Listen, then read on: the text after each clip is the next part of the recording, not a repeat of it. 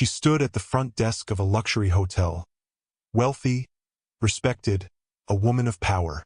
Yet for 40 long minutes, not a single person seemed to understand her words. Staff laughed behind her back. Guests stared as if she were invisible. The manager mocked her, calling her helpless when she wasn't. But what nobody knew was that every cruel comment, every act of disrespect, was being watched and recorded. And when the truth finally came out, it wouldn't just end one career. It would expose something much bigger. How did one silent guest and a quiet maid bring an entire hotel to its knees? Alicia Carter had worked at the Royal Crest Hotel for 6 years. She wasn't management. She wasn't in the spotlight. Just a quiet cleaner who knew every hallway, every hidden corner, and every face that came through the doors. To most people, she was invisible, moving silently with her cart and gloves, making other people's mess disappear. What no one knew was that Alicia carried more than cleaning supplies. She carried 5 languages in her mind, fluency in cultures most guests could only dream of visiting, and a quiet strength that didn't need to be seen to be real.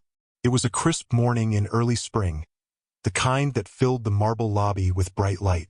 Business travelers rushed past, tourists checked maps, and Alicia began her shift like any other day. Polishing surfaces, replacing flowers, straightening chairs. But that morning, she noticed something unusual.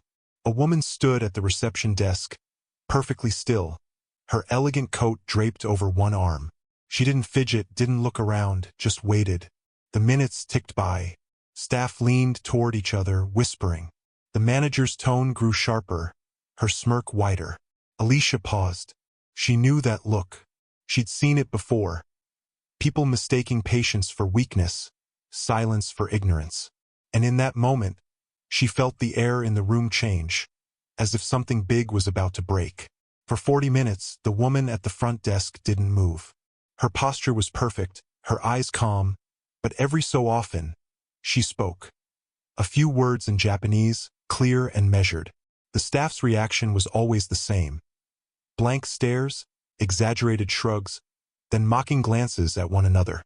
Guests passed by, some curious, some annoyed, none offering help. Clara Benson, the hotel's manager, stood at the counter with her arms crossed, wearing the kind of smirk that wasn't meant to hide. Her voice was loud enough for everyone to hear as she turned to the concierge.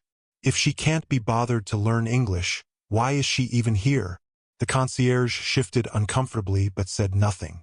Alicia was vacuuming in the corner, pretending not to hear, but every word landed like a stone in her chest. She knew exactly what was happening. The woman, Naomi Sato, wasn't being helped. She was being humiliated. And Alicia recognized the danger in moments like this. Words have weight, and when they come from the person in charge, they give everyone else permission to look down on someone. More staff gathered at the desk now, whispering, laughing quietly. One even mimicked Naomi's accent under his breath, earning snickers from 2 bellhops. Naomi didn't flinch. She simply reached into her bag, adjusted something, and kept standing.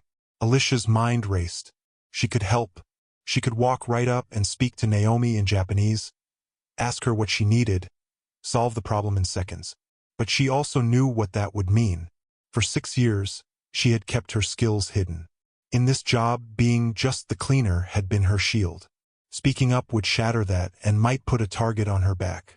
The minutes dragged on. Guests began whispering to each other about the scene in the lobby. A family waiting for their room moved farther away, not wanting to be involved. Clara leaned closer to Naomi, her voice dripping with condescension. "Ma'am, if you don't speak English, I can't help you. Maybe find someone from your tour group." Her words hung in the air like poison. Naomi said nothing. She simply glanced toward Alicia, just for a second. But in that glance, Alicia saw something. It wasn't helplessness. It was intent. As if Naomi was silently daring someone to do the right thing. Alicia's hands tightened on the vacuum handle. Her heart pounded. If she stayed quiet, this would go on. If she spoke, everything would change. And then Clara said the one thing that made the decision for her. She turned to a passing bellhop and laughing muttered, Some people should just stick to cleaning floors. Alicia let go of the vacuum.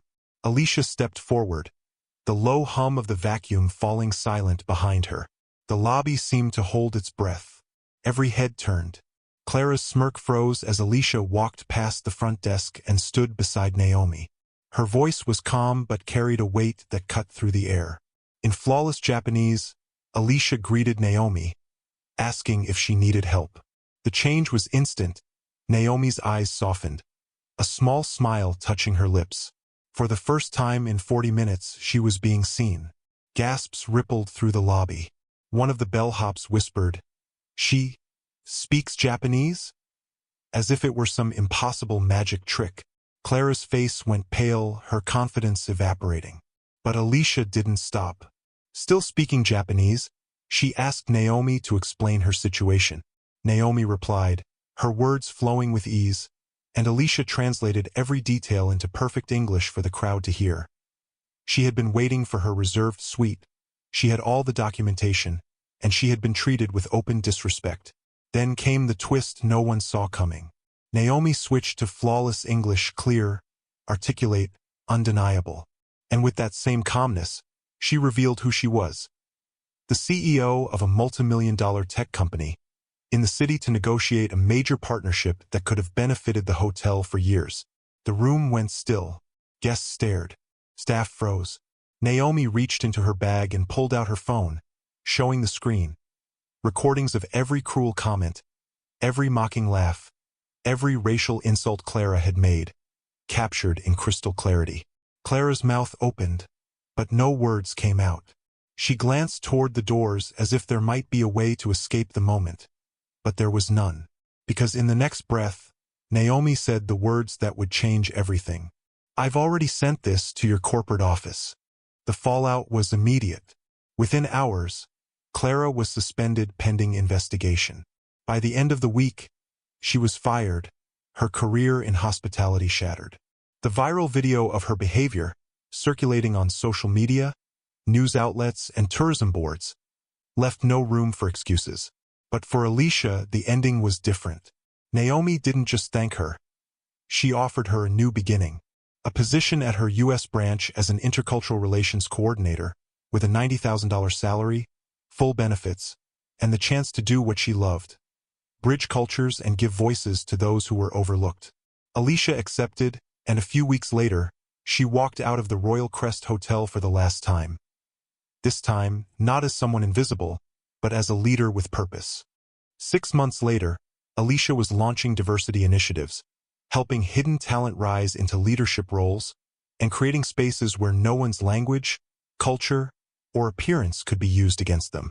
Meanwhile, Clara's name had become synonymous with arrogance and discrimination, a reminder of how quickly power can crumble when it's built on prejudice. This wasn't just a story about a hotel lobby. It was a story about how racism hides in plain sight, how silence can feel safe, but speaking up can change everything. It was about the quiet people in the room, the ones no one notices, until the moment they decide they won't be silent anymore. So the question is, how many times have we all stood by, watching injustice happen, telling ourselves it's not our fight? And what would happen if, just once, we all stepped forward? What do you think? Was Alicia brave? Or should she have stayed silent to protect herself? If you believe more people should speak up against injustice, let me know in the comments. And don't forget to like this video and subscribe so we can share more stories that deserve to be heard.